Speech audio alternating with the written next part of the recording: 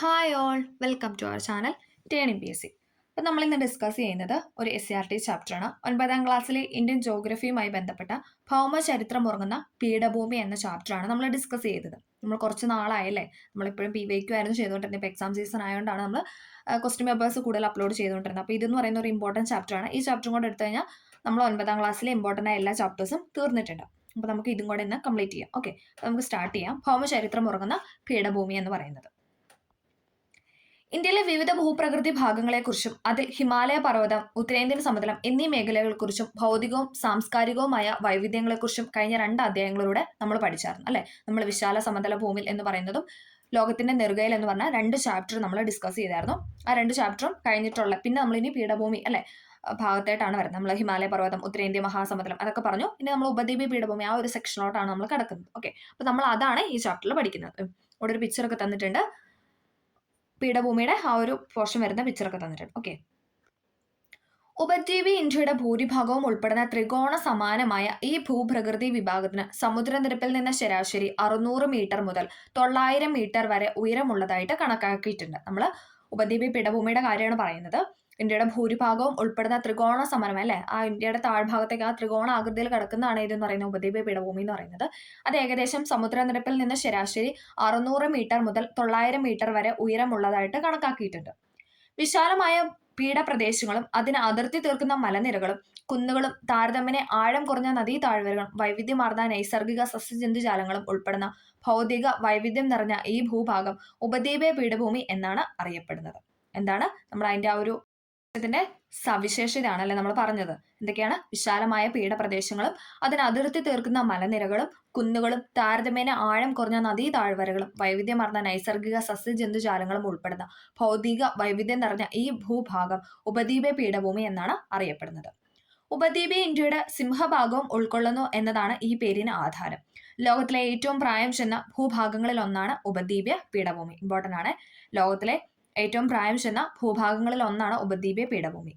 ഇന്ത്യയിലെ ഭൂപ്രകൃതി വിഭാഗങ്ങളിൽ ഏറ്റവും വിസ്തൃതമായ ഉപദ്വീപീയ പീഠഭൂമിയിലെ ഭൗതിക വൈവിധ്യവും വിഭവ അടിത്തറയും അവ ഇന്ത്യയിലെ ജനജീവിതത്തിൽ ചെലുത്തുന്ന സ്വാധീനവും നമുക്ക് കൂടുതൽ അടുത്തറിയാം. പീഠഭൂമി എന്നാൽ എന്താണ്? നമ്മൾ പീഠഭൂമി എന്നാൽ എന്താണെന്നാണ് പറയുന്നത്. ചുറ്റുപാടുകളിൽ നിന്ന് ഉയർന്ന സ്ഥിതി ചെയ്യുന്നതും ഏറെക്കുറെ നിരപ്പാർന്നതും അതിവിശാലമായ ഉപരിതലത്തോട് കൂടിയതുമായ ഭൂപ്രദേശങ്ങളാണ് പീഠഭൂമി എന്ന് പറയുന്നത്. ഇമ്പോർട്ടന്റ് ആണ്. ചുറ്റുപാടുകളിൽ നിന്ന് ഉയർന്ന സ്ഥിതി ചെയ്യുന്നതും ഏറെക്കുറെ നിരപ്പാർന്നതും അതിവിശാലമായ ഉപരിതലത്തോട് കൂടിയതുമായ ഭൂപ്രദേശങ്ങളാണ് പീഠഭൂമി എന്ന് പറയുന്നത്. സ്ഥാനത്തെ അടിസ്ഥാനമാക്കി പീഠഭൂമികളെ പൊതുവെ 3ആയിട്ടാണ് തരംതിരിക്കുന്നത്. നമ്മൾ 3ആയിട്ടാണ് പീഠഭൂമികളെ തരംതിരിക്കുന്നത്. പർവ്വതങ്ങളാൽ വലയം ചെയ്യപ്പെട്ട പീഠഭൂമികൾ ഇന്റർ മൗണ്ടൻ പ്ലേറ്റോ എന്ന് പറയുന്നു. പർവ്വത അടിവാരങ്ങളിൽ സ്ഥിതി ചെയ്യുന്ന പീഠഭൂമികൾ പിഡ്മൊന്റോ പ്ലേറ്റോ എന്ന് പറയുന്നു. വൻകര പീഠഭൂമികൾ അഥവാ കോണ്ടിനെന്റ് പ്ലേറ്റോ എന്ന് പറയുന്നു. അപ്പൊ നമ്മൾ എന്താണ് പീഠഭൂമികളെ 3ആയിട്ട് തരംതിരിച്ചത്? പർവ്വതങ്ങളിൽ വലയം ചെയ്യപ്പെട്ട പീഠഭൂമികൾ, പർവ്വത അടിവാരങ്ങളിൽ സ്ഥിതി ചെയ്യുന്ന പീഠഭൂമികൾ, വൻകര പീഠഭൂമികൾ. ഓക്കെ,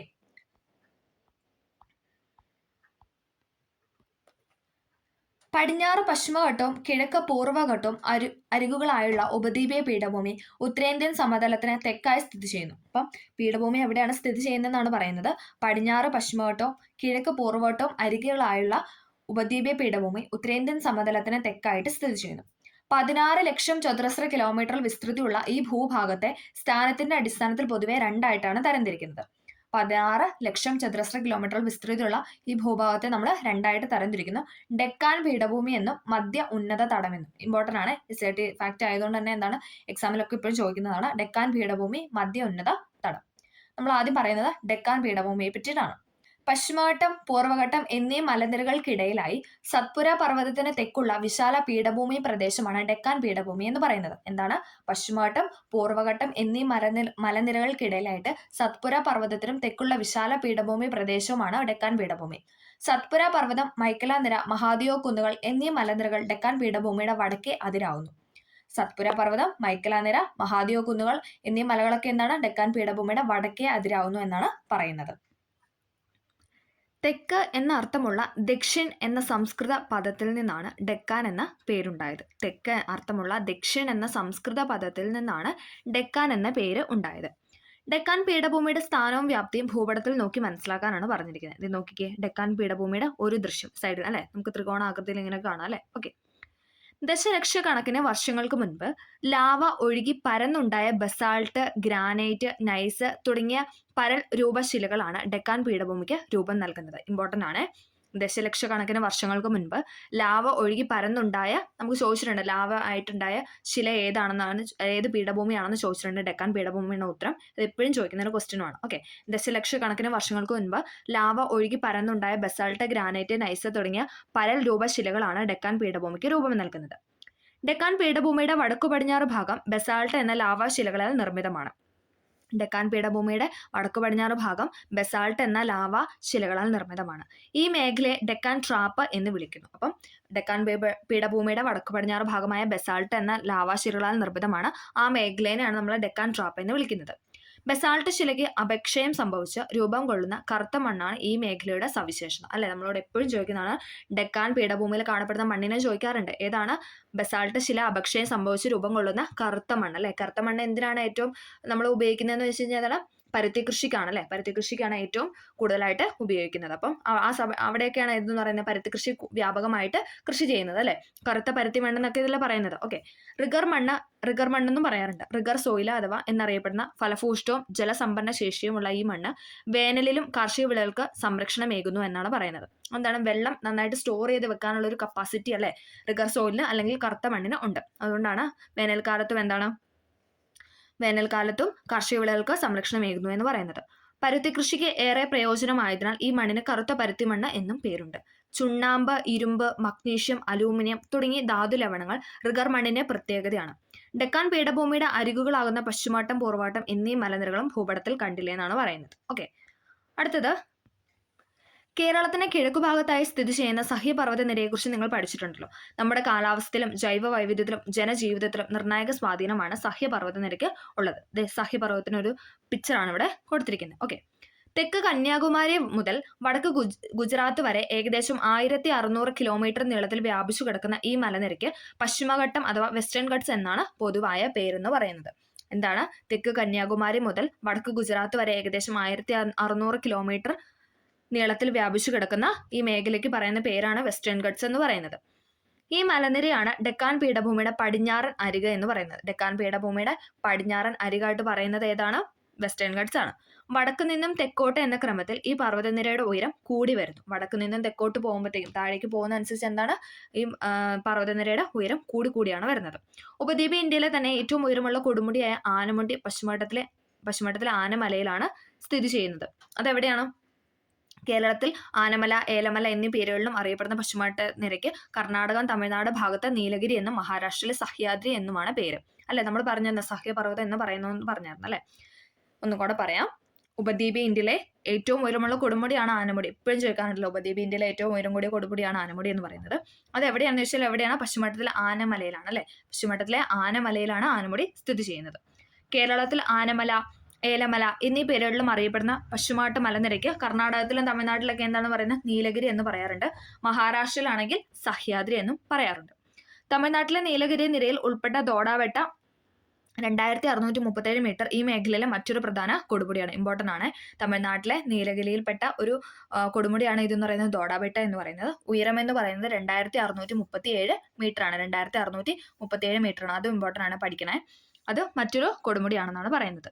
ഉപദ്വീപ് ഇന്ത്യയിലെ സംസ്കാരത്തിലും ജനജീവിതത്തിലും നിർണായക സ്വാധീനമുള്ള ഉപദ്വീപീയ നദികളിലേറെയും പിറവി കൊള്ളുന്നത് പശ്ചിമഘട്ട മലനിരയിലാണെന്നാണ് പറയുന്നത്. ഉപദ്വീപ് ഇന്ത്യയിലെ സംസ്കാരത്തിലും ജീവിതത്തിലും നിർണായക സ്വാധീനമുള്ള നദികളാണ് ഇതെന്ന് പറയുന്നത് ഉപദ്വീപീയ നദികൾ എന്ന് പറയുന്നത്. അത് പിറവി കൊള്ളുന്നത് പശ്ചിമഘട്ട നിരയിലാണെന്നാണ് പറയുന്നത്. ഇതിൽ ജാവടി കുന്നുകൾ, പാൽക്കൊണ്ട മല, നല്ല മല, മഹേന്ദ്രഗിരി തുടങ്ങിയ മലകളുടെ സ്ഥാനം കണ്ടില്ലേ? ഇത് ഇവിടെ ഒരു പിക്ചർ കൊടുത്തിട്ടുണ്ട്. നോക്കിക്കേ, നല്ല മല, പാൽക്കൊണ്ട മല, ജാവടി, ദോഡാബെട്ട, ആനമുടി. ഇതുണ്ടോ? ഏകദേശം ഈ താഴ്ഭാഗത്ത് തെക്ക് ഭാഗത്തായിട്ട് കാണുന്ന ഇതാണ് പറഞ്ഞത്. ഓക്കെ, ജാവടി കുന്നുകൾ, പാൽക്കൊണ്ട മല, നല്ല മല, മഹേന്ദ്രഗിരി തുടങ്ങിയ മലകളുടെ സ്ഥാനം കണ്ടില്ലേ? പശ്ചിമഘട്ടത്തെ അപേക്ഷിച്ച് താരതമ്യേന ഉയരം കുറഞ്ഞ ഈ കുന്നുകളുടെ നിരയാണ് പൂർവ്വഘട്ടം എന്ന് പറയുന്നത്. പൂർവ്വഘട്ടം. ഓക്കെ, റൈറ്റ് സൈഡിലായിട്ടല്ലേ കണ്ടത്. ഒഡീഷയിലെ മഹാനദീ തടം മുതൽ തമിഴ്നാട്ടിലെ നീലഗിരി നിരകൾ വരെ ഏകദേശം 800 കിലോമീറ്റർ ആണ് പൂർവ്വഘട്ടത്തിന്റെ ആകെ നീളം എന്ന് പറയുന്നത്. കിഴക്കോട്ട് ഒഴുകുന്ന ഉപദ്വീപീയ നദികൾ പൂർവ്വഘട്ടത്തിന്റെ തുടർച്ച നഷ്ടപ്പെടുത്തി കിഴക്കൻ തീരസമുദ്രങ്ങളോട് ഒഴുകുന്നു. പശ്ചിമഘട്ടം, പൂർവ്വഘട്ടം നീലഗിരി കുന്നുകളിൽ സംഗമിക്കുന്നു എന്നാണ് പറയുന്നത്. എന്താണ്? ഒഡീഷയിലെ മഹാനദീതടം മുതൽ തമിഴ്നാട്ടിലെ നീലഗിരി നിരകൾ വരെ ഏകദേശം 800 കിലോമീറ്ററാണ് പൂർവ്വട്ടത്തിന്റെ ആകെ നീളം. കിഴക്കോട്ട് ഒഴുകുന്ന ഉപദ്വീപീയ നദികൾ പൂർവ്വട്ടത്തിന്റെ തുടർച്ച നഷ്ടപ്പെടുത്തി കിഴക്കൻ തീരസമുദ്രങ്ങളിലൂടെ ഒഴുകുന്നു. പശ്ചിമോട്ടം പൂർവ്വട്ടം നീലഗിരി കുന്നുകളിൽ സംഗമിക്കുന്നു എന്നാണ് പറയുന്നത്. നമ്മളിപ്പോൾ ഡെക്കാൻ പീഠഭൂമിയെ പറ്റിയാണ് പറഞ്ഞത്. ഇനി നമ്മൾ പറയുന്നത് മധ്യ ഉന്നത തടമാണ്. മധ്യ ഉന്നത തടം സത്പുര പർവ്വതനിരയ്ക്ക് വടക്കുള്ള വിശാല പീഠപ്രദേശമാണ് മധ്യ ഉന്നത തടം എന്ന് പറയുന്നത്. സത്പുര പർവ്വതനിരയ്ക്ക് വടക്കുള്ള വിശാല പീഠപ്രദേശമാണ് മധ്യ ഉന്നത തടം. മാൾവ പീഠഭൂമി എന്ന് വിളിക്കുന്ന ഈ പ്രദേശത്തിന്റെ പടിഞ്ഞാറേ അരിക് ആരവല്ലി പർവ്വതമാണ്. മാൾവ പീഠഭൂമി എന്ന് വിളിക്കുന്ന ഈ പ്രദേശത്തിന്റെ പടിഞ്ഞാറേ അരിക് എന്ന് പറയുന്നത് ആരവല്ലി പർവ്വതമാണ്. ദീർഘകാലമായുള്ള അപരദന പ്രക്രിയയിലൂടെ തേയ്മാനം സംഭവിച്ച പ്രായം ചെന്ന മടക്കു പർവ്വതങ്ങൾക്ക് അഥവാ അവശിഷ്ട പർവ്വതങ്ങൾക്ക് ഉദാഹരണമാണ് ആരവല്ലി നിര എന്ന് പറയുന്നത്. ഇമ്പോർട്ടൻ്റ് ആണ്. ദീർഘകാലമായുള്ള അപരദന പ്രക്രിയയിലൂടെ തേയ്മാനം സംഭവിച്ച പ്രായം ചെന്ന എന്ന് പറഞ്ഞാൽ പ്രായം കൂടിയ മടക്കു പർവ്വതങ്ങൾക്ക് അഥവാ അല്ലെങ്കിൽ അവശിഷ്ട പർവ്വതങ്ങൾ റെസിഡ്യൂവൽ മൗണ്ടൻസിന് ഉദാഹരണമാണ് ആരവല്ലി നിര എന്ന് പറയുന്നത്. പ്രധാന മലയോര വിനോദസഞ്ചാര കേന്ദ്രമായ മൗണ്ട് അബു ആരവല്ലി നിരയിലാണ്. ചോദിച്ചിട്ടുണ്ട്, ഇമ്പോർട്ടൻ്റ് ആണ്. മൗണ്ട് അബു സ്ഥിതി ചെയ്യുന്നത് ഏത് പർവ്വതനിരയിലാണെന്ന് ചോദിച്ചിട്ടുള്ളത് ആരവല്ലി പർവ്വതനിരയിലാണ്. മാൾവ പീഠഭൂമിയിലെ ഏറ്റവും ഉയരമുള്ള കൊടുമുടി മൗണ്ട് അബു ആണ്. ഇതും ചോദിച്ചിട്ടുണ്ട്. മാൾവ പീഠഭൂമിയിലെ ഏറ്റവും ഉയരമുള്ള കൊടുമുടിയാണ് ഇതെന്ന് പറയുന്നത് മൗണ്ട് അബു എന്ന് പറയുന്നത്. ഒന്നും കൂടെ പറയാം. ദീർഘകാലമായുള്ള അപരദന പ്രക്രിയയിലൂടെ തേയ്മാനം സംഭവിച്ച പ്രായം കൂടിയ മടക്കു പർവ്വതങ്ങൾക്ക് അല്ലെങ്കിൽ അവശിഷ്ട പർവ്വതങ്ങൾക്ക് ഉദാഹരണമാണ് ഇതെന്ന് പറയുന്നത് ആരവല്ലി പർവ്വതനിര എന്ന് പറയുന്നത്. പ്രധാന മലയോര വിനോദസഞ്ചാര കേന്ദ്രമായ മൗണ്ട് അബു സ്ഥിതി ചെയ്യുന്നത് ആരവല്ലി നിരയിലാണ്. മാൾവ പീഠഭൂമിയിലെ ഏറ്റവും ഉയരമുള്ള കൊടുമുടിയും മൗണ്ട് അബു എന്ന് പറയുന്നതാണ്. അടുത്തത് മധ്യ ഉന്നത തടത്തിന്റെ കിഴക്കുഭാഗത്തായി സ്ഥിതി ചെയ്യുന്ന പീഠഭൂമിയാണ് ഛോട്ടാ നാഗ്പൂർ പീഠഭൂമി. മധ്യ ഉന്നത തടത്തിന്റെ കിഴക്കുഭാഗത്തായിട്ട് സ്ഥിതി ചെയ്യുന്ന പീഠഭൂമിയാണ് ഇതെന്ന് പറയുന്നത് ഛോട്ടാ നാഗ്പൂർ പീഠഭൂമി. രാജ്മഹൽ കുന്നുകൾക്ക് തെക്കായി സ്ഥിതി ചെയ്യുന്ന ഛോട്ടാ നാഗ്പൂർ പ്രദേശം ഇന്ത്യയിലെ ഏറ്റവും സമ്പന്നമായ ധാതു വിഭവ കലവറയാണ്. എന്താ പറഞ്ഞത്? രാജ്മഹൽ കുന്നുകൾക്ക് തെക്കായിട്ട് സ്ഥിതി ചെയ്യുന്ന ഛോട്ടാ നാഗ്പൂർ പ്രദേശം ഇന്ത്യയിലെ ഏറ്റവും സമ്പന്നമായ ധാതു വിഭവ കലവറയാണ്. ഇരുമ്പയിര്, ബോക്സൈറ്റ്, മാംഗനീസ്, ചെമ്പ് തുടങ്ങിയ ലോഹധാതുക്കളും ചുണ്ണാമ്പുകല്ല്, കൽക്കരി തുടങ്ങിയ അലോഹധാതുക്കളും ഈ മേഖലയെ സമ്പന്നമാക്കുന്നു എന്നാണ് പറയുന്നത്. ഏതൊക്കെയാണ്? ഇരുമ്പയിര്, ബോക്സൈറ്റ്, മാംഗനീസ്, ചെമ്പ് തുടങ്ങിയ ലോഹധാതുക്കളും ചുണ്ണാമ്പുകല്ല്, കൽക്കരി തുടങ്ങിയ അലോഹധാതുക്കളും ഈ മേഖലയെ സമ്പന്നമാക്കുന്നു. ധാതു ഖനനവും ധാതു അധിഷ്ഠിത വ്യവസായങ്ങളുമാണ് ഈ പ്രദേശത്തെ പ്രധാന സാമ്പത്തിക പ്രവർത്തനങ്ങൾ. ഇവിടുത്തെ പ്രധാന പ്രവർത്തനങ്ങളാണ് പറഞ്ഞിരിക്കുന്നത്. ഏതൊക്കെയാണ്? ധാതു ഖനനം ചെയ്യുന്നതും പിന്നെ അതോടൊപ്പം എന്താ ധാതു അധിഷ്ഠിത ധാതു ആ ഒരു രീതിയിലുള്ള വ്യവസായങ്ങളുമാണ് ഈ പ്രദേശത്തെ സാമ്പത്തിക പ്രവർത്തനങ്ങൾ എന്ന് പറയുന്നത്. ഓക്കെ, ഇവിടെ നീലഗിരി എന്ന് പറഞ്ഞിട്ട് ഒരു ബോക്സ് കൊടുത്തിട്ട് നമുക്ക് നോക്കാം. നീലഗിരിയുടെ പിക്ചറാണ് തന്നിരിക്കുന്നത്. തമിഴ്നാട്, കർണാടകം, കേരളം എന്നീ സംസ്ഥാനങ്ങളുടെ സംഗമ മേഖലയിലെ മലനിരകളാണ് നീലഗിരി കുന്നുകൾ എന്ന് വിളിക്കുന്നത്.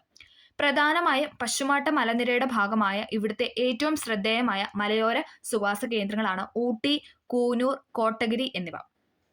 തമിഴ്നാട്, കർണാടകം, കേരളം എന്നീ സംസ്ഥാനങ്ങളുടെ സംഗമ മേഖലയിലെ മലനിരകളെയാണ് നീലഗിരി കുന്നുകൾ എന്ന് വിളിക്കുന്നത്. പ്രധാനമായും പശ്ചിമഘട്ട മലനിരയുടെ ഭാഗമായ ഇവിടുത്തെ ഏറ്റവും ശ്രദ്ധേയമായ മലയോര സുഖവാസ കേന്ദ്രങ്ങളാണ് ഏതൊക്കെയെന്ന് പറയുന്നത് ഊട്ടി, കൂനൂര്, കോട്ടഗിരി എന്ന് പറയുന്നത്.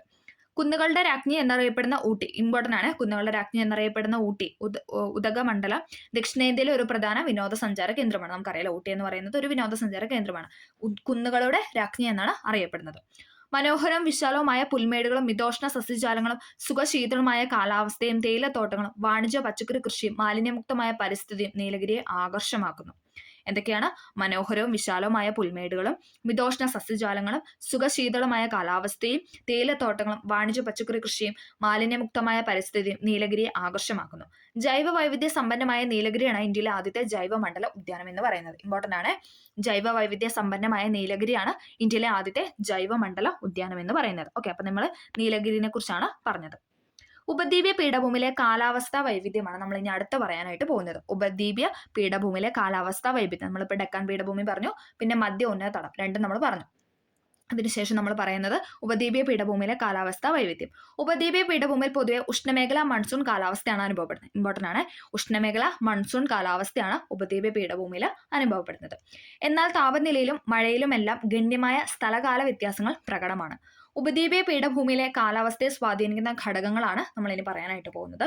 ഉഷ്ണമേഖലയിലെ സ്ഥാനം, ഉപദ്വീപിന്റെ സവിശേഷ ആകൃതി, സമുദ്രത്തിൽ നിന്നുള്ള അകലം, പർവ്വതനിരകളുടെ കിടപ്പ്, മൺസൂൺ കാറ്റിന്റെ ഗതി, ഇതെല്ലാമാണ് എന്തെന്ന് പറയുന്നത് ഉപദ്വീപ്യ പീഠഭൂമിയിലെ കാലാവസ്ഥയെ സ്വാധീനിക്കുന്ന പ്രധാന ഘടകങ്ങൾ എന്ന് പറയുന്നത്. ഒന്നും കൂടെ പറയാം. ഉഷ്ണമേഖലയിലെ സ്ഥാനം, ഉപദ്വീപിന്റെ സവിശേഷ ആകൃതി, സമുദ്രത്തിൽ നിന്നുള്ള അകലം, പർവ്വതനിരകളുടെ കിടപ്പ്, മൺസൂൺ കാറ്റിന്റെ ഗതി. ഉപദ്വീപിന് പുറത്തും പീഠഭൂമിയാണ്. നമുക്ക് ഈ കുട്ടി ബോക്സ് ഒന്ന് നോക്കാം. അതെ, രാജസ്ഥാനിലെ ജയ്സാൽമീറിൽ കാണപ്പെടുന്ന മാർബിൾ, സ്ലേറ്റ്, നൈസ് തുടങ്ങിയ കായാന്തരിത ശിലാനിർമ്മിത ഭാഗങ്ങൾ ഉപദ്വീപ് പീഠഭൂമിയുടെ ഭാഗമാണെന്ന് കണ്ടെത്തിയിട്ടുണ്ട്. അപ്പം എന്താണ് മാർബിള്, സ്ലേറ്റ്, നൈസ് എന്ന് പറയുന്നത് എന്താണ്? കായാന്തരിത ശിലാനിർമ്മിത ഭാഗങ്ങളാണ്. ഇമ്പോർട്ടൻ്റ് ആണ്. അപ്പൊ കായാന്തരിത ശിലയ്ക്ക് എക്സാമ്പിൾ ആണ് ഇതെന്ന് പറയുന്നത് മാർബിള്, സ്ലേറ്റ്, നൈസ്. അപ്പൊ ആ ഒരു പോയിന്റ് നമുക്ക് കിട്ടിയില്ലേ? കായാന്തരിത ശിലകൾക്ക് എക്സാമ്പിൾ ആണ് മാർബിള്, സ്ലേറ്റ്, നൈസ് എന്ന് പറയുന്നത്.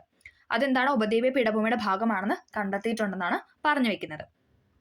കൂടാതെ ഇന്ത്യയുടെ വടക്കു കിഴക്കായിട്ട് വേറിട്ട് നിൽക്കുന്ന മേഘാലയ പീഠഭൂമിയും ഭൗമചലനങ്ങളെ പ്രധാന ഉപദ്വീപ് പീഠഭൂമിയിൽ നിന്നും വേർപെട്ടതാണെന്നും കണക്കാക്കുന്നു. എന്താണ്? ഇന്ത്യയുടെ വടക്കു കിഴക്കായിട്ട് വേറിട്ട് നിൽക്കുന്ന മേഘാലയ പീഠഭൂമി ഭൗമചലനങ്ങൾ പ്രധാന ഉപദ്വീപ് പീഠഭൂമിയിൽ നിന്നും വേറിട്ടതാണെന്ന് കണക്കാക്കുന്നു. ഗുജറാത്തിലെ കച്ച് കത്തിയവാർ മേഖലയിലെ തലപ്പുകൾ ഉപദ്വീപ് പീഠഭൂമിയുടെ ഭാഗമാണെന്ന് കണ്ടെത്തിയിട്ടുണ്ട്.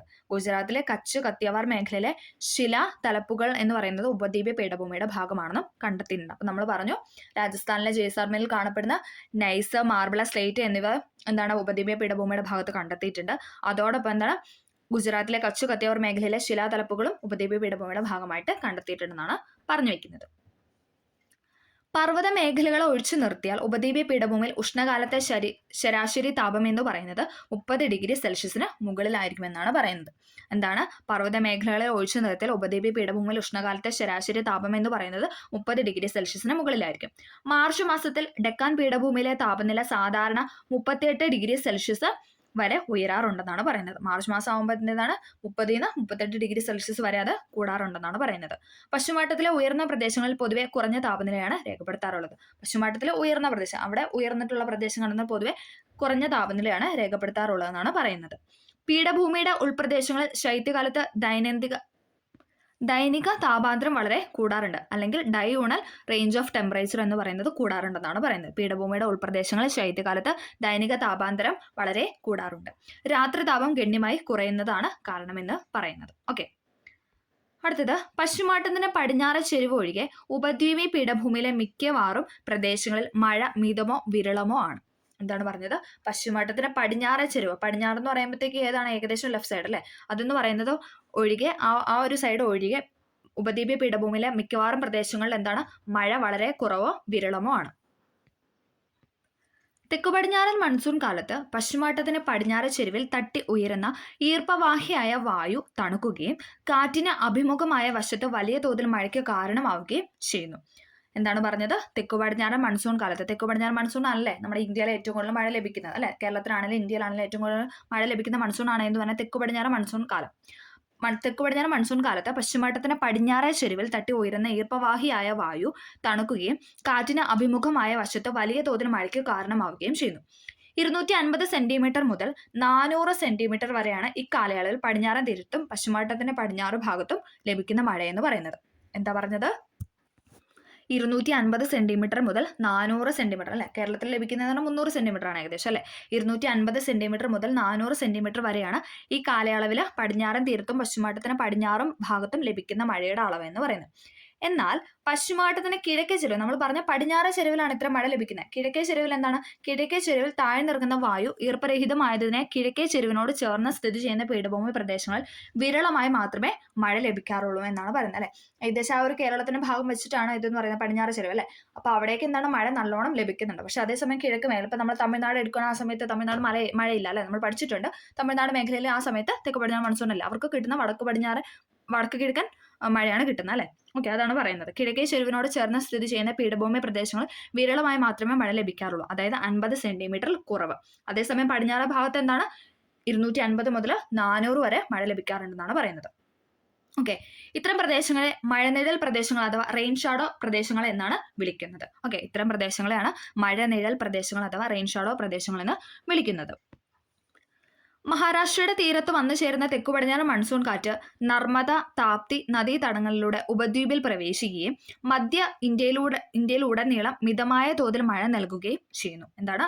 മഹാരാഷ്ട്രയുടെ തീരത്ത് വന്നു ചേരുന്ന തെക്കു പടിഞ്ഞാറ് മൺസൂൺ കാറ്റ് നർമ്മദ, താപ്തി നദീതടങ്ങളിലൂടെ ഉപദ്വീപിൽ പ്രവേശിക്കുകയും മധ്യ ഇന്ത്യയിലുടനീളം മിതമായ തോതിൽ മഴ നൽകുകയും ചെയ്യുന്നു. ഈ കാലയളവിൽ ഛോട്ടാ നാഗ്പൂർ പീഠഭൂമിയിലും ചെറിയ തോതിൽ മഴ ലഭിക്കുന്നുണ്ടെന്നാണ് പറഞ്ഞു വയ്ക്കുന്നത്. വടക്കു കിഴക്കൻ മൺസൂൺ അഥവാ മൺസൂണിന്റെ പിൻവാങ്ങൽ കാലത്ത് നമ്മൾ പറഞ്ഞു അല്ലെ, തമിഴ്നാട് മേഖലയിലൊക്കെ കൂടുതലായിട്ട് മഴ ലഭിക്കുന്ന വടക്കു കിഴക്കൻ മൺസൂൺ ആണ്. അപ്പൊ അതെന്ന് പറഞ്ഞാൽ എന്താണ്, മൺസൂണിന്റെ പിൻവാങ്ങൽ കാലമാണ് ഈ വടക്കു കിഴക്കൻ മൺസൂൺ എന്ന് പറയുന്നത്. അതും നമുക്ക് കേരളത്തിലും ലഭിക്കാറുണ്ട് അല്ലെ. നമുക്ക് രണ്ട് മഴയുണ്ട്, നമുക്ക് തെക്ക് പടിഞ്ഞാറിനും ഉണ്ട്, അതോടൊപ്പം നമുക്ക് വടക്കു കിഴക്കനും ഉണ്ട്. അപ്പം എന്താണ് വടക്കു കിഴക്കൻ മൺസൂണിനെ പറയുന്നതാണ് മൺസൂണിന്റെ പിൻവാങ്ങൽ കാലം എന്ന്. ഓക്കെ, വടക്കു കിഴക്കൻ മൺസൂൺ അഥവാ മൺസൂണിന്റെ പിൻവാങ്ങൽ കാലത്ത് ഉപദ്വീപീയ പീഠഭൂമിയിൽ പൊതുവെ വരണ്ട കാലാവസ്ഥയാണ് അനുഭവപ്പെടുന്നത്. ബംഗാൾ ഉൾക്കടലിൽ രൂപപ്പെടുന്ന ന്യൂനമർദ്ദ ചുഴികൾ ഉപദ്വീപിന്റെ കിഴക്കൻ തീരത്ത്, പ്രത്യേകിച്ച് തമിഴ്നാട്, ആന്ധ്ര തീരങ്ങളിൽ വൻതോതിൽ മഴ ഉണ്ടാക്കുമെങ്കിലും പീഠഭൂമിയിലേക്ക് ഇതിന്റെ ആനുകൂല്യം എത്താറില്ല എന്നാണ് പറയുന്നത്. എന്താണ്, ബംഗാൾ ഉൾക്കടലിൽ രൂപപ്പെടുന്ന ന്യൂനമർദ്ദ ചുഴികൾ ഉപദ്വീപിന്റെ കിഴക്കൻ തീരത്ത്, അതായത് എവിടെയാണ്, പ്രത്യേകിച്ച് ആന്ധ്ര, തമിഴ്നാട് തീരങ്ങളിലാണ് വൻതോതിൽ മഴ ഉണ്ടാക്കുന്നത്. അത് പീഠഭൂമിയിലേക്ക് ഇതിന്റെ ആനുകൂല്യം എത്താറില്ല എന്നാണ് പറയുന്നത്. ഓക്കെ, ഇത് ഇവിടെ ഒരു പിക്ചർ തന്നിട്ടുണ്ട്. മഴനിഴൽ പ്രദേശം, നമ്മൾ പറഞ്ഞല്ലേ മഴ ലഭിക്കാത്ത പ്രദേശങ്ങൾ, കിഴക്കൻ മേഖലയിലാണ് മഴനിഴൽ പ്രദേശം എന്ന് പറയുന്നതെന്ന് പറഞ്ഞു. ആ ഒരു കാറ്റിന്റെ ആ ഒരു രീതിയാണ് തന്നിരിക്കുന്നത്. ഓക്കെ, കാറ്റിന് അഭിമുഖമായ വശവും അതുപോലെ തന്നെ കാറ്റിന് പ്രതിമുഖമായ വശവും. വായു ഘനീഭവിച്ച മഴമേഘങ്ങൾ രൂപപ്പെടുന്നു. ഈർപ്പവാഹികളായ കാറ്റ്, കടൽ എന്ന് പറഞ്ഞിട്ട് ലെഫ്റ്റ് സൈഡ് തന്നിട്ടുണ്ട്. അതേപോലെ തന്നെ മഴനിഴൽ പ്രദേശം അല്ലേ, ഈ ഒരു ഭാഗം വന്നിട്ട് എന്താണ്, ഇവിടെ ഇങ്ങോട്ടേക്ക് ഈ കാറ്റ് വന്ന് ഇവിടെ തട്ടി നിൽക്കുവാണ്, ഇങ്ങോട്ടേക്ക് മഴ ലഭിക്കുന്നില്ല, ഈ ഒരു ഭാഗത്തേക്ക് മഴ ലഭിക്കുന്നില്ല. അതാണ് കിഴക്ക് ഭാഗത്താണ് കൂടുതൽ മഴ ലഭിക്കുന്നതെന്ന് പറഞ്ഞത്. ഈർപ്പരഹിതമായ കാറ്റാണ് ബാഷ്പീകരണം സംഭവിക്കുന്നതെന്ന് പറഞ്ഞു. അതാണ് മഴനിഴൽ പ്രദേശം എന്ന് പറയുന്നത്. ഓക്കെ, കടലിൽ നിന്നും ഈർപ്പം വഹിച്ചെത്തുന്ന കാറ്റുകൾ പർവ്വതങ്ങളിൽ തട്ടി ഉയരുന്നു. ഇത്തരത്തിൽ ഉയർന്ന വായു ഘനീഭവിച്ച മഴമേഘങ്ങൾ രൂപപ്പെടുകയും പർവ്വതങ്ങളുടെ കാറ്റിന് അഭിമുഖമായ വശത്ത് ധാരാളം മഴ ലഭിക്കുകയും ചെയ്യുന്നു അല്ലെ. ഈ ഒരു സൈഡിൽ എന്താണ്, ഇവിടേക്ക് നല്ല രീതിയിൽ, ഈ ഒരു ഭാഗത്തേക്ക് നല്ല രീതിയിൽ മഴ ലഭിക്കുന്നതാണ് പറയുന്നത്. എന്നാൽ പർവ്വതങ്ങളുടെ പ്രതിമുഖ വശത്ത്, അതായത് ഈ സൈഡ് ആമത്തേൽ റൈറ്റ് സൈഡിലോട്ട് വരുമ്പോഴത്തേക്ക് എന്താണ്, പ്രതിമുഖ വശത്ത് താഴ്ന്നിറങ്ങുന്ന വായു പൊതുവെ ഈർപ്പരഹിതമായതിനാൽ അവിടെ മഴ കുറവായിരിക്കും. ഇത്തരം പ്രദേശങ്ങളെയാണ് മഴനിഴൽ എന്ന് വിളിക്കുന്നതെന്ന് പറയുന്നത്. ഓക്കെ, അടുത്തത് നമ്മൾ പറയുന്നത് ഉപദ്വീപ്യ നദികളാണ്. ഉപദ്വീപ്യ നദികൾ നമ്മൾ കാലാവസ്ഥ പറഞ്ഞു, പിന്നെ രണ്ട് പീഠഭൂമിയാണ്, ഡെക്കാൻ പീഠഭൂമിയും അതോടൊപ്പം നമ്മൾ മധ്യ ഉന്നത തടവും പറഞ്ഞു. ഇനി നമ്മൾ പറയുന്നത് ഉപദ്വീപ്യ നദികളാണ്. ഓക്കെ, ഡെക്കാൻ പീഠഭൂമിയുടെ ഒരു പരിച്ഛേദമാണ് നൽകിയിരിക്കുന്നത്, ഒരു ചിത്രമാണ് ഇവിടെ നൽകിയിരിക്കുന്നത്. ഓക്കെ, ഉപദ്വീപ്യ പീഠഭൂമിയുടെ പൊതുവായ ചെരിവ് പടിഞ്ഞാറ് നിന്ന് കിഴക്കോട്ടാണെന്ന് നമ്മൾ പഠിച്ചായിരുന്നു അല്ലെ. നമ്മൾ പറഞ്ഞാണ് പടിഞ്ഞാറ് നിന്ന് കിഴക്കോട്ടാണ് ആ ചെരിവ് കിടക്കുന്നത്. ഇതിലെ ഉയർന്ന ഭാഗമാണ് പശ്ചിമഘട്ടം എന്ന് പറയുന്നത്.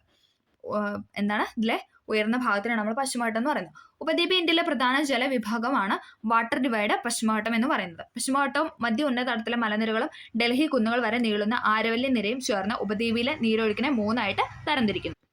ഉപദ്വീപ് ഇന്ത്യയിലെ പ്രധാന ജലവിഭാജകമാണ് ഇതെന്ന് പറയുന്നത് പശ്ചിമഘട്ടം എന്ന് പറയുന്നത്. പശ്ചിമഘട്ടവും മധ്യ ഉന്നത തടത്തിലെ മലനിരകളും ഡൽഹി കുന്നുകൾ വരെ നീളുന്ന ആരവല്ലി നിരയും ചേർന്ന് ഉപദ്വീപിലെ നീരൊഴുക്കിനെ മൂന്നായിട്ട് തരംതിരിക്കുന്നു. അത് ഏതൊക്കെയാണ്?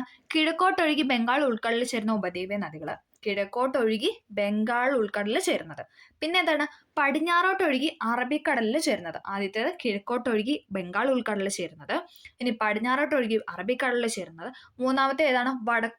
വടക്കോട്ടൊഴുകി യമുനയിലും ഗംഗയിലും ചേരുന്ന നദികൾ. അപ്പൊ നമ്മൾ മൂന്ന് തരത്തിലായിട്ട് ഉപദ്വീപ നീരൊഴുക്കിനെ തരംതിരിക്കുന്നുണ്ട്. കിഴക്കോട്ടൊഴുകി ബംഗാൾ ഉൾക്കടലിൽ ചേരുന്നത്, പടിഞ്ഞാറോട്ടൊഴുകി അറബിക്കടലിൽ ചേരുന്നത്, വടക്കോട്ടൊഴുകി യമുനയിലും ഗംഗയിലും ചേരുന്നത്. അപ്പൊ നമ്മൾ ആദ്യം പറയാനായിട്ട് പോകുന്നത് കിഴക്കോട്ടൊഴുകുന്ന ഉപദ്വീപ്യ നദികളാണ്. ഓക്കെ, കിഴക്കോട്ടൊഴുകുന്ന ഉപദ്വീപ്യ നദികൾ ഏറെയും ജന്മം എടുക്കുന്ന പശ്ചിമഘട്ടത്തിലാണെന്നാണ് പറയുന്നത്. നമുക്ക് അതിന് മുന്നേ ഇവിടെ ബോക്സ് തന്നിട്ടുണ്ട്. വൃഷ്ടിപ്രദേശം, നീർത്തടം, ജലവിഭാജകം എന്ന് പറയുന്നത്. കാച്ച്മെന്റ് ഏരിയ, ഡ്രെയിനേജ് ബേസിന്, വാട്ടർ ഡിവൈഡർ. നമുക്ക് നോക്കാം. വൃഷ്ടിപ്രദേശം എന്ന് പറഞ്ഞാൽ എന്താണ്? വൃഷ്ടിപ്രദേശം ഒരു നദിയിലേക്ക് ജലം ഒഴുകിയെത്തുന്ന നിശ്ചിത ഭൂപ്രദേശമാണ് ആ നദിയുടെ വൃഷ്ടിപ്രദേശം എന്ന് പറയുന്നത്. ഒരു നദിയിലേക്ക് ജലം ഒഴുകിയെത്തുന്ന നിശ്ചിത അല്ലെ, ആ ഒരു ഭാഗത്തു നിന്ന് മാത്രമാണ് ജലം എത്തുന്ന ഒരു നദിയിലേക്ക് അല്ല അല്ലെ, പല ഇടങ്ങളിൽ നിന്നും, പല സൈഡിലല്ല, ഒഴുകി പോകുന്നിടത്ത് പല ഇടങ്ങളിൽ നിന്നും എന്താണ് നദിയിലേക്ക് വെള്ളം എത്തിച്ചേരാറുണ്ട്, ജലം ഒഴുകി എത്താറുണ്ട്. അപ്പൊ ആ ഒരു പ്രദേശത്തെയാണ് നമ്മൾ ആ നദിയുടെ വൃഷ്ടിപ്രദേശം എന്ന് പറയുന്നത്. ഇനി അടുത്തതാണ് നീർത്തടം. എന്താണ്? ഒരു നദിയും അതിന്റെ പോഷക നദികളും ഉൾപ്പെടുന്ന പ്രദേശത്തെ നീർത്തടം എന്ന് പറയുന്നു. നമുക്കറിയാം, നമ്മൾ പറയാറുണ്ട് പോഷക നദികളും, അതായത് നദിയും അതിന്റെ പോഷക നദികൾ എന്ന് പറഞ്ഞ് നമ്മൾ പഠിക്കാറുണ്ട്. അപ്പം ആ ഒരു പോഷക നദിയും ആ നദികളും കൂടെ ചേർന്ന് ഒഴുകുന്ന ആ ഒരു പോർഷൻ ഉണ്ടല്ലോ, ഒരു നദിയും അതിന്റെ പോഷക നദികൾ ഉൾപ്പെടുന്ന ആ ഒരു പ്രദേശം, ആ വന്നു ചേരുന്നതും ആ നദി ഒഴുകുന്നതുമായ ആ ഒരു പ്രദേശത്തെയാണ് നമ്മൾ ഡ്രെയിനേജ് ബേസിൻ എന്ന് പറയുന്നത്. വൃഷ്ടിപ്രദേശം എന്തായിരുന്നു? ഒരു നദിയിലേക്ക് ജലം ഒഴുകിയെത്തുന്ന ആ ഒരു നിശ്ചിത പ്രദേശം, ആ ഒഴുകിയെത്തുന്ന നദികളിൽ ഒഴുകിയെത്തുന്ന ജലം ഒഴുകുന്ന ആ ഒരു നിശ്ചിത പ്രദേശമാണ് വൃഷ്ടിപ്രദേശം. നീർത്തടം എന്ന് പറയുന്നത് ഒരു നദിയും അതിന്റെ പോഷക നദികൾ ഉൾപ്പെടുന്ന പ്രദേശം. ഓക്കെ, ഇനി അടുത്ത വാട്ടർ ഡിവൈഡ് അഥവാ ജലവിഭാജകം എന്ന് പറഞ്ഞാൽ എന്താണ്? രണ്ട് നീർത്തടങ്ങളെ തമ്മിൽ വേർതിരിക്കുന്ന അതിർത്തി രേഖയാണ് ജലവിഭാജകം അല്ലെ. വിഭാജകം, വിഭജിച്ചു, ആ ഒരു പേര് വെച്ചിട്ട് കണക്ട് ചെയ്യുക അല്ലേ. എന്താണ്? രണ്ട് നീർത്തടങ്ങൾ തമ്മിൽ വേർതിരിക്കുന്ന അതിർത്തി രേഖയെ ജലവിഭാജകം എന്ന് വിളിക്കുന്നു. ഓക്കെ, അപ്പൊ നമ്മൾ പറഞ്ഞ വൃഷ്ടിപ്രദേശം, നീർത്തടം, ജലവിഭാജകം. മഹാനദി, ഗോദാവരി, കൃഷ്ണ, കാവേരി എന്നീ നദികളും അവയുടെ പോഷക നദികളുമാണ് ഉപദ്വീപ പീഠഭൂമിയെ കീറിമുറിച്ച് കിഴക്ക് ദിശയിൽ ഒഴുകി കിഴക്കൻ തീരസമതലങ്ങളിലൂടെ ബംഗാൾ ഉൾക്കടലിൽ ചേരുന്നത്. നമ്മൾ പറഞ്ഞു ബംഗാൾ ഉൾക്കടലിൽ ചേരുന്നതുണ്ട്, അറബിക്കടലിൽ ചേരുന്നുണ്ട്, പിന്നെ ഗംഗയിലും യമുനയിലും ചേരുന്നുണ്ട്. 3 തരത്തിൽ നമ്മൾ തരം തിരിച്ചായിരുന്നു. മഹാനദി, ഗോദാവരി, കൃഷ്ണ, കാവേരി എന്നീ നദികളും അവയുടെ പോഷക നദികളുമാണ് ഉപദ്വീപ പീഠഭൂമിയെ കീറിമുറിച്ച് കിഴക്ക് ദിശയിൽ ഒഴുകി കിഴക്കൻ തീരസമതലങ്ങളിലൂടെ ബംഗാൾ ഉൾക്കടലിൽ ചെന്ന് ചേരുന്നത്. ഈ നദികളെ സംബന്ധിച്ച പ്രസ്താവന പട്ടിക നോക്കി മനസ്സിലാക്കാനാണ് പറഞ്ഞിരിക്കുന്നത്. നമുക്ക് പഠിക്കാനുണ്ട്, ഇമ്പോർട്ടൻ്റ് ആണ്, ഈ ബോക്സ് ഇമ്പോർട്ടൻ്റ് ആണ്. മഹാനദി ഉത്ഭവം എവിടെയാണ്? റായ്പൂരിലെ സിഹാവയിലാണ്. ഛത്തീസ്ഗഡിലെ റായ്പൂരിലെ സിഹാവയിലാണ് മഹാനദിയുടെ ഉത്ഭവം എന്ന് പറയുന്നത്. പ്രധാന പോഷക നദി, മഹാനദിയുടെ പ്രധാന പോഷക നദിയാണ് ഇബ്ബട്ടൽ. എപ്പോഴും ചോദിക്കുന്നതാണ്. ഇബ്ബട്ടൽ എന്ന് പറയുന്നത് മഹാനദിയുടെ പോഷക നദികളാണ്. നദീതടം ഉൾക്കൊള്ളുന്ന സംസ്ഥാനങ്ങൾ ഏതൊക്കെയാണെന്ന് വെച്ചാൽ ഛത്തീസ്ഗഡിലാണല്ലോ ഉത്ഭവം എന്ന് പറയുന്നത്. ഛത്തീസ്ഗഡ് ഉണ്ട്, ഒഡീഷ ഉണ്ട്, മധ്യപ്രദേശ് ഉണ്ട്. ഓക്കെ, അപ്പൊ നമ്മൾ പറഞ്ഞ മഹാനദിയാണ്. റായ്പൂരിലെ സിഹാവയിലാണ്, ഛത്തീസ്ഗഡിലെ റായ്പൂരിലെ സിഹാവയിലാണ് ഉത്ഭവം എന്ന് പറയുന്നത്. ഇബ്ബട്ടെല്ലാണ് പ്രധാന പോഷക നദികൾ. ഛത്തീസ്ഗഡ്, ഒഡീഷ, മധ്യപ്രദേശ് എന്നതാണ് നദീതടം ഉൾക്കൊള്ളുന്ന സംസ്ഥാനങ്ങൾ. അടുത്ത നമ്മൾ പറയുന്നത് ഗോദാവരിനെ പറ്റിയിട്ടാണ്. അടുത്തതാണ് ഗോദാവരി നദികൾ. ഓക്കെ, മഹാരാഷ്ട്രയിലെ നാസിക്കിലാണ് ഉത്ഭവം എന്ന് പറയുന്നത്. ഗോദാവരിയുടെ ഉത്ഭവം എന്ന് പറയുന്നത് മഹാരാഷ്ട്രയിലെ നാസിക്കാണ്. പ്രൺഹിത, ഇന്ദ്രാവതി, ശബരി എന്ന് പറയുന്നതാണ് പ്രധാന പോഷക നദികൾ. പ്രൺഹിത, ഇന്ദ്രാവതി, ശബരി എന്ന് പറയുന്നത് ഗോദാവരിയുടെ പ്രധാന പോഷക നദികളാണ്. മഹാരാഷ്ട്ര, മധ്യപ്രദേശ്, ആന്ധ്രാപ്രദേശ് 3 സംസ്ഥാനങ്ങളിലൂടെയാണ് ഗോദാവരി ഒഴുകുന്നത്. മഹാനദിയുടെ പോഷക നദികളാണ് ഇബ്ബട്ടെല്, ഗോദാവരിയുടെയാണ് പ്രൺഹിത, ഇന്ദ്രാവതി, ശബരി. ഓക്കെ, അടുത്താണ് കൃഷ്ണ നദി. കൃഷ്ണ നദിയുടെ എവിടെയാണ് ഉത്ഭവം എന്ന് പറയുന്നത്? മഹാരാഷ്ട്രയിലെ മഹാബലേശ്വറിലാണ് കൃഷ്ണ നദിയുടെ ഉത്ഭവം. മഹാരാഷ്ട്ര, മഹാബലേശ്വർ, കൃഷ്ണ. മഹാരാഷ്ട്ര, മഹാബലേശ്വർ, കൃഷ്ണ. തുംഗഭദ്ര, ഭീമ, കൊയ്ന എന്ന് പറയുന്നതാണ് കൃഷ്ണയുടെ പ്രധാന പോഷക നദികൾ. തുംഗഭദ്ര, ഭീമ, കൊയ്ന എന്ന് പറയുന്നതാണ് കൃഷ്ണയുടെ പ്രധാന പോഷക നദികൾ എന്ന് പറയുന്നത്. മഹാരാഷ്ട്ര, കർണാടക, ആന്ധ്രാപ്രദേശിലൂടെയാണ് ഈ നദി ഒഴുകുന്നത്. കൃഷ്ണ നദി ഒഴുകുന്നത് എന്ന് പറയുന്നത് മഹാരാഷ്ട്ര, കർണാടക, ആന്ധ്രാപ്രദേശ്. അടുത്താണ് കാവേരി. ബ്രഹ്മഗിരി കുന്നുകൾ. കർണാടകത്തിലെ ബ്രഹ്മഗിരി കുന്നിലാണ് കാവേരിയുടെ ഉത്ഭവം. നമുക്കറിയാം കാവേരിയുടെ പ്രധാന പോഷക നദികളാണ് കബനി, ഭവാനി, പാമ്പറ, കേരളത്തിലൂടെ ഒഴുകുന്നത്. പിന്നെ ഏതാണ്? അമരാവതിയും എന്താണ് പോഷക നദികൾ. എപ്പോഴും ചോദിക്കുന്നതാണ്, അമരാവതി തന്നിട്ട് എപ്പോഴും ചോദിക്കാറുണ്ട്. അപ്പൊ കാവേരിയുടെ പോഷക നദിയാണ് കബനി, ഭവാനി, പാമ്പാറ, അമരാവതി. ഓക്കെ, അത് ഒഴുകുന്ന എവിടേക്കാണ്? ഓഫ് കോഴ്സ് കേരളം ഉണ്ട് നമുക്കറിയാം, പിന്നെ തമിഴ്നാട്, കർണാടക. നമുക്ക് ഈ 3 സ്റ്റേറ്റ് അടുത്തടുത്തല്ല, അപ്പൊ നമുക്ക് അത് വെച്ചിട്ട് കണക്ട് ചെയ്യാം. കേരളം, തമിഴ്നാട്, കർണാടകയിലാണ് കാവേരി ഒഴുകുന്നത്. നമുക്കൊന്നും കൂടെ ഒന്ന് പറയാം. മഹാനദിയുടെ പ്രധാന പോഷക നദിയാണ് ഇബ്ബട്ടെല്ല്. ഛത്തീസ്ഗഡ്, ഒഡീഷ, മധ്യപ്രദേശിലൂടെ ഒഴുകുന്നു. ഛത്തീസ്ഗഡിലെ റായ്പൂരിലെ സിഹാവയിലാണ് ഉത്ഭവം എന്ന് പറയുന്നത്. അടുത്താണ് ഗോദാവരി. മഹാരാഷ്ട്രയിൽ നാസിക്കിലാണ് ഉത്ഭവം. പ്രൺഹിത, ഇന്ദ്രാവതി, ശബരി എന്നതാണ് പ്രധാന പോഷക നദികൾ. മഹാരാഷ്ട്ര, മധ്യപ്രദേശ്, ആന്ധ്രയാണ് ഒഴുകുന്ന സ്റ്റേറ്റ്. കൃഷ്ണയാണെങ്കിൽ മഹാരാഷ്ട്രയിലെ മഹാബലേശ്വറിലാണ് ഉത്ഭവം. തുംഗഭദ്ര, ഭീമ, കൊയ്ന എന്ന് പറയുന്നതാണ് പ്രധാന പോഷക നദികൾ. മഹാരാഷ്ട്ര, കർണാടക, ആന്ധ്രയാണ് അതിന്റെ സ്റ്റേറ്റ് എന്ന് പറയുന്നത്, ഒഴുകുന്ന സ്റ്റേറ്റ്. അടുത്ത കാവേരിയാണ്. ബ്രഹ്മഗിരി കുന്നിൽ, കർണാടകയിലെ ബ്രഹ്മഗിരി കുന്നിലാണ് ഉത്ഭവം. കബനി, ഭവാനി, അമരാവതി എന്നാണ് പ്രധാന പോഷക നദി. കർണാടക, തമിഴ്നാട്, കേരളം എന്നിവയിലൂടെ ഒഴുകുന്നു. ഓക്കെ, ക്ലിയർ ആയെന്ന് പ്രതീക്ഷിക്കുന്നു. കാവേരി നദീജല തർക്കമാണ് നമ്മളിനി പറയാനായിട്ട് പോകുന്നത്. കർണാടകം, തമിഴ്നാട് എന്നീ ദക്ഷിണേന്ത്യൻ സംസ്ഥാനങ്ങൾക്കിടയിൽ കാവേരി നദീജലം പങ്കിടുന്നതുമായി ബന്ധപ്പെട്ട് ദീർഘകാലമായി തർക്കം നിലനിൽക്കുന്നു. നദീജലം പങ്കിടുന്നതുമായി ബന്ധപ്പെട്ട് സ്വാതന്ത്ര്യത്തിന് മുമ്പുണ്ടാക്കിയ കരാറാണ് 1924 മദ്രാസ് പ്രസിഡൻസിക്ക് കൂടുതൽ അനുകൂലമായതിനാൽ അത് അസാധുവാക്കണമെന്ന് കർണാടക സംസ്ഥാനവും, എന്നാൽ മുൻകരാറിൽ മാറ്റം വരുത്തിയാൽ തമിഴ്നാട്ടിലെ ദശലക്ഷക്കണക്കിന് കർഷകരെ ബാധിക്കുമെന്ന് തമിഴ്നാട് നിലപാടെടുത്തു. പ്രശ്നം പഠിക്കുന്നതിനായി കേന്ദ്ര സർക്കാർ 1990 ഒരു ട്രൈബ്യൂണലിനെ നിയമിച്ചു. 2007 പുറത്തു വന്ന അന്തിമ വിധിയിൽ കാവേരി ജലം പങ്കിടുന്നതുമായി ബന്ധപ്പെട്ട് ധാരണയുണ്ടാക്കുകയും ചെയ്തു. ഇതിനു പ്രകാരം പ്രതിവർഷം 419 TMC ജലം തമിഴ്നാടിനും 270 TMC ജലം കർണാടകത്തിനും 30 TMC ജലം കേരളത്തിനും 7 TMC ജലം പുതുച്ചേരി കേന്ദ്രഭരണ പ്രദേശത്തിനും എന്ന തരത്തിൽ നിശ്ചയിച്ചിട്ടുണ്ട്. ഒരു TMC എന്ന് പറയുന്നത് 1000 ദശലക്ഷം ക്യൂബിക് അടി എന്നാണ് പറയുന്നത്. തർക്കം ഇനിയും തീർന്നിട്ടില്ല. സംസ്ഥാനങ്ങളുടെ പുനരാലോചന ഹർജികൾ കോടതിയുടെ പരിഗണനയിലാണെന്നാണ് പറഞ്ഞു വെക്കുന്നത്. ഓക്കെ, ഗോദാവരിയാണ് ഏറ്റവും വലിയ ഉപദ്വീപീയ നദി. ഉപദ്വീപീയ നദികളിലെ ഏറ്റവും വലിയ നദി എന്ന് പറയുന്നത് ഗോദാവരിയാണ്. 1465 കിലോമീറ്റർ നീളവും 3.13 ലക്ഷം ചതുരശ്ര കിലോമീറ്റർ വൃഷ്ടിപ്രദേശ വിസ്തൃതിയുമുള്ള ഈ നദിയെ ദക്ഷിണ ഗംഗ എന്നും വിളിക്കുന്നു. ഇമ്പോർട്ടൻ്റ് ആണ്. ദക്ഷിണ ഗംഗ എന്ന് പറയുന്നത് ആരാണ്? ഗോദാവരിയാണ് അല്ലെ. 1465 കിലോമീറ്റർ നീളവും 3.13 ലക്ഷം ചതുരശ്ര കിലോമീറ്റർ വൃഷ്ടിപ്രദേശവുമാണ് ഉള്ളത്. കൃഷ്ണ, കാവേരി നദികളാണ് യഥാക്രമം വലുപ്പത്തിൽ 2, 3. അപ്പൊ ഗോദാവരി, കൃഷ്ണ, കാവേരി. ഗോദാവരി, കൃഷ്ണ, കാവേരിയാണ് വലുപ്പത്തിൽ സ്ഥാനം എന്ന് പറയുന്നത്. ഓക്കെ, ഉപദ്വീപൻ നദികൾ നീരൊഴുക്കിൽ പൊതുവെ കാലിക സ്വഭാവമുള്ളവയാണ്. വേനൽക്കാലത്ത് നീരൊഴുക്ക് കുറയും, മഴക്കാലത്ത് നിറഞ്ഞൊഴുകുകയും ചെയ്യുന്നു. അല്ലെ, മഴക്കാലത്താണ് എന്തെന്ന് പറയുന്നത് അവിടെ നല്ലോണം വെള്ളമുള്ളത്. അപ്പൊ അതുകൊണ്ടാണ് ആ സമയത്ത് നല്ല നിറഞ്ഞൊഴുക്ക് അല്ലെങ്കിൽ നീരൊഴുക്ക് ഉണ്ടെന്ന് പറയുന്നത്. ഓക്കെ, വറ്റാതെ കാവേരി. ഉപദ്വീപിലെ മറ്റു നദികളുമായി താരതമ്യം ചെയ്യുമ്പോൾ കാവേരി നദിയിൽ വർഷം മുഴുവൻ നീരൊഴുക്കിൽ കാര്യമായ കുറവുണ്ടാകാറില്ല. ഉഷ്ണകാലത്ത് ഈ നദിയുടെ വൃഷ്ടിപ്രദേശത്ത് തെക്കു പടിഞ്ഞാറ് മൺസൂൺ മഴയും ശൈത്യകാലത്ത് വടക്കുകിഴക്കൻ മൺസൂൺ മഴയും ലഭിക്കുന്നതാണ് ഇതിന് കാരണമെന്ന് പറയുന്നത്. അതായത് എന്താണ്, രണ്ട് രീതിയിലുള്ള മഴ ലഭിക്കുന്നതുകൊണ്ട് തന്നെ കാവേരി പ്രദേശത്ത് എപ്പോഴും കാവേരിയിൽ എപ്പോഴും ജലം ഉണ്ടാകാറുണ്ടെന്നാണ് പറയുന്നത്. അടുത്തത് പടിഞ്ഞാറോട്ട് ഒഴുകുന്ന ഉപദ്വീപീയ നദികളാണ് നമ്മളിനി പറയുന്നത്. പടിഞ്ഞാറോട്ട് ഒഴുകുന്ന ഉപദ്വീപീയ നദികൾ നർമ്മദ, താപ്തി എന്നീ നദികൾ ഒഴിച്ചാൽ പടിഞ്ഞാറോട്ട് ഒഴുകുന്ന നദികളേറെയും പശ്ചിമഘട്ടത്തിന്റെ പടിഞ്ഞാറേ ചരിവിൽ ഉത്ഭവിച്ച് പടിഞ്ഞാറൻ തീരസമതലത്തിലൂടെ അതിവേഗം അറബിക്കടലിൽ പതിക്കുന്നവയാണ്. നർമ്മദയും താപ്തി എന്നീ നദികൾ ഒഴിച്ചാൽ പടിഞ്ഞാറോട്ട് ഒഴുകുന്ന നദികളിലേറെയും പശ്ചിമഘട്ടത്തിന്റെ പടിഞ്ഞാറേ ചരിവിൽ ഉത്ഭവിച്ച് പടിഞ്ഞാറ് തീരസമതലത്തിലൂടെ അതിവേഗം അറബിക്കടലിൽ ചേരുന്നവയാണ്. നർമ്മദ, താപ്തി എന്നീ നദികൾ മധ്യ ഉന്നത തടത്തിലെ ഉയർന്ന പ്രദേശങ്ങളിലാണ് ഉത്ഭവിക്കുന്നത്. മാർബിൾ ശിലകളിൽ കടഞ്ഞെടുത്ത ചെങ്കുത്തായ താഴ്വരയും ജബൽപൂരിന് സമീപമുള്ള ദുവാന്താർ വെള്ളച്ചാട്ടവും സർദാർ സരോവർ വിവിധോദ്ദേശ നദീതട പദ്ധതിയും നർമ്മദ നദിയെ ശ്രദ്ധേയമാക്കുന്നു. മാർബിൾ ശിലകളിൽ കടഞ്ഞെടുത്ത ചെങ്കുത്തായ താഴ്വരയും ജബൽപൂരിന് സമീപമുള്ള ദുവാന്താർ വെള്ളച്ചാട്ടവും സർദാർ സരോവർ വിവിധോദ്ദേശ നദീതട പദ്ധതിയും നർമ്മദ നദിയെ ശ്രദ്ധേയമാക്കുന്നു. നർമ്മദ, താപ്തി നദികളെക്കുറിച്ച് പ്രധാന വിവരണങ്ങൾ നോക്കാനാണ് പറഞ്ഞിരിക്കുന്നത്. നമ്മൾ ഇനി അടുത്ത പറയാനായിട്ട് പോകുന്നത് നർമ്മദയും താപ്തിയുമാണ്. ദുവാന്താർ വെള്ളച്ചാട്ടമാണ് അവിടെ കൊടുത്തിരിക്കുന്നത്. ഓക്കെ, ഇനി നമ്മൾ പറയുന്നത് നർമ്മദയും താപ്തിയും. നർമ്മദയുടെ ഉത്ഭവമാണ് മധ്യപ്രദേശിലെ അമർകണ്ടക് എന്ന് പറയുന്നത്. മധ്യപ്രദേശിലെ അമർകണ്ടക്കിലാണ് നർമ്മദ നദിയുടെ ഉത്ഭവം. ഹിരണ, ബെൻജാറാണ് പ്രധാന പോഷക നദികൾ. ഹിരണും ബെൻജാറുമാണ് പ്രധാന പോഷക നദി. മധ്യപ്രദേശ്, മഹാരാഷ്ട്ര, ഗുജറാത്ത് എന്നീ സംസ്ഥാനങ്ങളിലൂടെ ഒഴുകുന്നു. അടുത്ത ഏതാണ്? താപ്തിയാണ്. മുൾത്തായി, മധ്യപ്രദേശിലെ മുൾത്തായിലാണ് ഉത്ഭവം. താപ്തിയുടെ ഉത്ഭവം എന്ന് പറയുന്നത് മധ്യപ്രദേശ്, മുൾത്തായി മധ്യപ്രദേശ്. ഓക്കെ, പൂർണ്ണ, ഗിർണ ചോദിച്ചിട്ടുണ്ട്. പൂർണ്ണ, ഗിർണ എന്ന് പറയുന്നത് താപ്തിയുടെ പ്രധാന പോഷക നദികളാണ്. മധ്യപ്രദേശ്, മഹാരാഷ്ട്ര, ഗുജറാത്ത് എന്നീ സ്റ്റേറ്റിലൂടെയാണ് ഒഴുകുന്നത്. ഓക്കെ, അപ്പൊ നർമ്മദ, അമർഘട്ടക്, ഹിരൺ ബർജാനാണ് പ്രധാന പോഷക നദി. മധ്യപ്രദേശ്, മഹാരാഷ്ട്ര, ഗുജറാത്ത് എന്നിവയിലൂടെ ഒഴുകുന്നു. താപ്തി ആണെങ്കിൽ മുൾത്തായി മധ്യപ്രദേശ്, പൂർണ്ണ, ഗിർണയാണ് പ്രധാന പോഷക നദി. മധ്യപ്രദേശ്, മഹാരാഷ്ട്ര, ഗുജറാത്ത് എന്നീ സ്റ്റേറ്റിലൂടെ ഒഴുകുന്നു. ഓക്കെ, ക്ലിയർ ആയെന്ന് പ്രതീക്ഷിക്കുന്നു. അടുത്തത് നർമ്മദ ബച്ചാവോ ആന്തോളൻ. നമ്മൾ എപ്പോഴും കേൾക്കുന്ന ഒരു പേരാണല്ലേ, നർമ്മദ ബച്ചാവോ ആന്തോളൻ. നർമ്മദാ നദിയിൽ വലിയ ജലസംഭരണികൾ നിർമ്മിക്കുന്നതിനെതിരെ രൂപം കൊണ്ട ശക്തമായ ജനകീയ പ്രതിരോധമായിരുന്നു നർമ്മദ ബച്ചാവോ ആന്തോളൻ.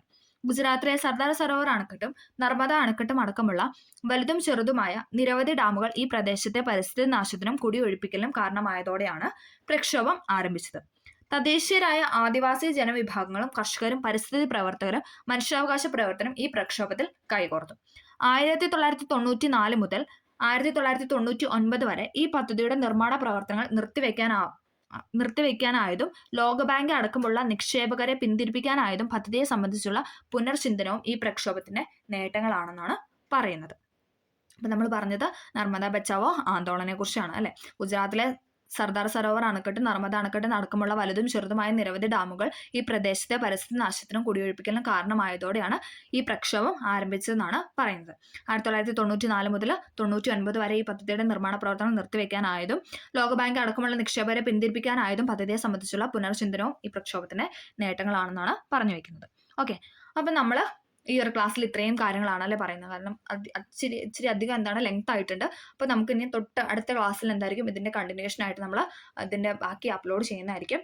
കൂടുതൽ ലെങ്ത് ആയാൽ തന്നെ നമുക്ക് പഠിക്കാൻ പാടില്ല. അപ്പോൾ നമ്മൾ ഇത്രയും ഈ ഒരു പോർഷനിൽ നമ്മൾ പീഠഭൂമിനെ കുറിച്ചല്ലേ, പീഠഭൂമി, ഡെക്കാൻ പീഠഭൂമിയും പിന്നെ മധ്യ ഉന്നത തടം പറഞ്ഞു, പിന്നെ അവിടുത്തെ കാലാവസ്ഥാ രീതികൾ പറഞ്ഞു, പിന്നെ നമ്മൾ ഉപദ്വീപിയൻ നദികളെ കുറിച്ചായിരുന്നു ചർച്ച ചെയ്തുകൊണ്ടിരുന്നല്ലേ. അപ്പം നമ്മൾ ഇത്രയും വെച്ചിട്ട് ഈ ക്ലാസ് വൈൻഡപ്പ് ചെയ്യുകയാണ്. എല്ലാവർക്കും ക്ലാസ് ഹെൽപ്ഫുൾ ആയെന്ന് വിചാരിക്കുന്നു.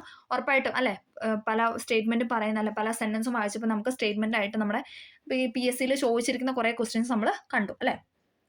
അപ്പൊ എന്താണ് SCRT എന്ന് പറയുന്നത് ഇമ്പോർട്ടൻ്റ് ആയ ഒരു കാര്യമാണെന്ന് എല്ലാവർക്കും അറിയാം അല്ലെ. PSC പഠിക്കുന്ന എല്ലാ സ്റ്റുഡൻസിനും എന്താണ് SCRTയിലെ ബേസിലാണ് ഇപ്പൊ നിലവിൽ കൂടുതലും ക്വസ്റ്റ്യൻസ് വന്നോണ്ടിരിക്കുന്നത് അല്ലെ. ഡേ ടു ഡേ എന്താണ് ക്വസ്റ്റ്യൻ്റെ ലെങ്ത് ഒക്കെ കൂടി. ഇപ്പോൾ 2 പ്രിലിംസിനാണെങ്കിലും അല്ലെ അത്യാവശ്യം കടുപ്പമുള്ള ക്വസ്റ്റ്യൻസും ഉണ്ടായിരുന്നു. അതെല്ലാം എന്താണ് SCRTയിൽ തന്നെ ഉള്ളതാണ്. അപ്പോൾ നമ്മൾ SCRT വായിച്ചാലാണ് നമുക്കത് കൂടുതൽ പഠിക്കാനായിട്ട് പറ്റത്തുള്ളൂ. ഓക്കെ, അപ്പം ഒരുപാട് ദീർഘിപ്പിക്കുന്നില്ല. എല്ലാവർക്കും വീഡിയോ ഹെൽപ്ഫുൾ ആയെന്ന് വിചാരിക്കുന്നു. ഹെൽപ്ഫുൾ ആയെങ്കിൽ തീർച്ചയായും ലൈക്ക് ചെയ്ത് സബ്സ്ക്രൈബ് ചെയ്യുക. ഓക്കെ, എന്തെങ്കിലും ഉണ്ടെങ്കിൽ തീർച്ചയായും അത് കമൻ്റ് ആയിട്ടും രേഖപ്പെടുത്താനും മറക്കരുത്. Okay, thank